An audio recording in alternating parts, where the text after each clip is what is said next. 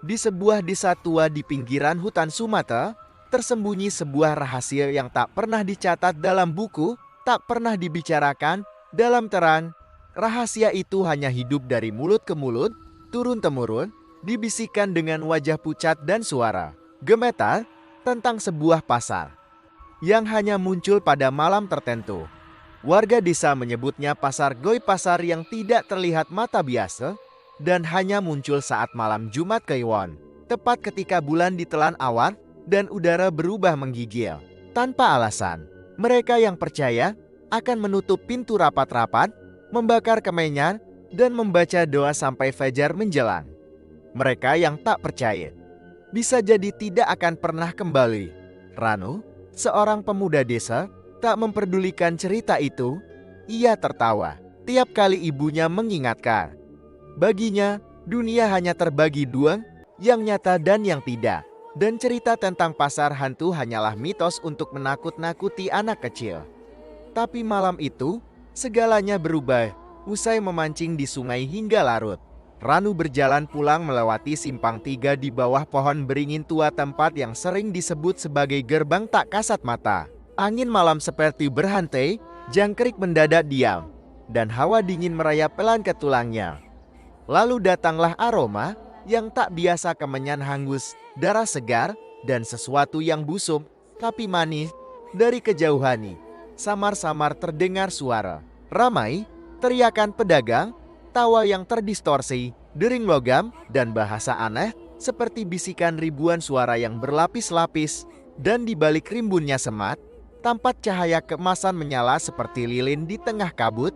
Ranu yang penasaran melangkah masuk ke dalam gelap, dan di sanalah ia melihatnya pasar itu benar-benar ada. Lapak-lapak berjajar dengan barang-barang aneh, keris yang berdaran, cermin yang memperlihatkan wajah orang yang sudah mati, boneka bergerak sendiri, dan botol berisi anak kecil yang terus menangis lirih. Para penjualnya bukan manusia.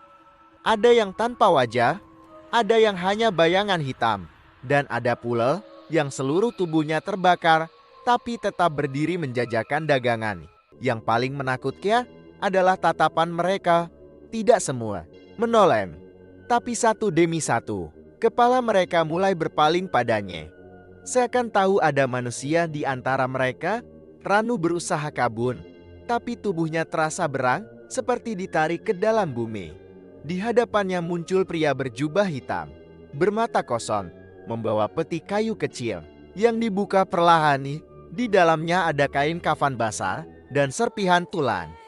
Tanpa suara, pria itu menyodorkan pilihan mata, nama, atau nyawa orang yang paling kau sayangi. Ranu tak bisa menjawab, tapi dunia menjawab untuknya. Tanah di bawah kakinya terbelah, suara tangis dan tawa membahana dari segala arah. Sosok-sosok mengerikan mulai mendekat. Pasar berubah jadi neraka. Keesokan harinya, warga menemukan Ranu terbaring di jalan setapak, tubuh gemetar, matanya kosong menatap langit. Ia selamat secara fisik, tapi jiwanya tak pernah benar-benar kembali. Sejak malam itu, ia tidak pernah berbicara, tidak tersenyum, tidak makan dengan benar. Tapi yang paling mengerikan, setiap malam Jumat Kliwon, tubuhnya berjalan sendiri tanpa kesadaran menuju pohon beringin di simpang 3. Pagi harinya ia kembali, tapi matanya berbeda.